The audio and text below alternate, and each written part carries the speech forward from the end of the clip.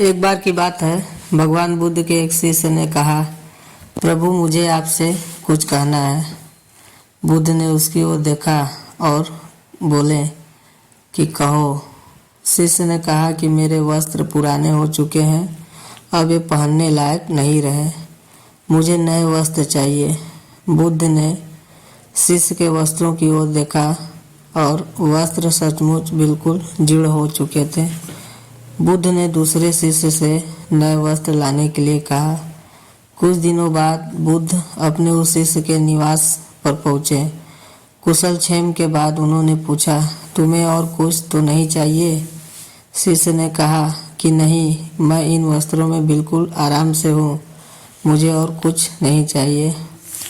अब बुद्ध और शिष्य का संवाद शुरू हुआ, जो इस प्रकार था। बुद्ध ने कहा, अब जबकि तुम्हारे पास नए वस्त्र हैं तो तुमने पुराने वस्त्रों का क्या किया?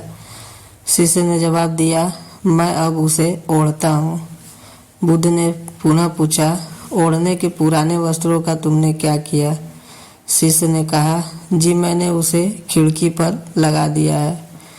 बुद्ध ने फिर पूछा, तो क्या तुमने पुराने पर्दे फेंक दिए? शिष्य ने कहा, जी नहीं, मैंने उसे 4 टुकड़े किए, रसोई में उनका इस्तेमाल चूल्हे पर से गर्म पतीले को उतारने के लिए करता हूँ। बुद्ध ने फिर पूछा, तो फिर रसोई के पुराने कपड़ों का क्या किया? शिष्य ने जवाब दिया, अब मैं उन्हें रसोई साफ करने के लिए प्रयोग करूँगा। बुद्ध ने फिर पूछा, तो रसोई के पुराने वस्त्रों का क्या किया?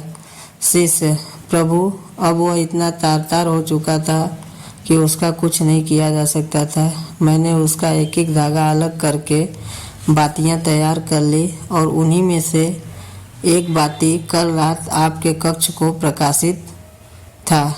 बुद्ध शिष्य के इन उत्तरों से संतुष्ट हो गए और वो प्रसन्न थे कि उनका शिष्य वस्तुओं को बर्बाद नहीं करता है और उसे सोच समझकर उनका उपयोग किस तरह से किया जा सकता है करता है।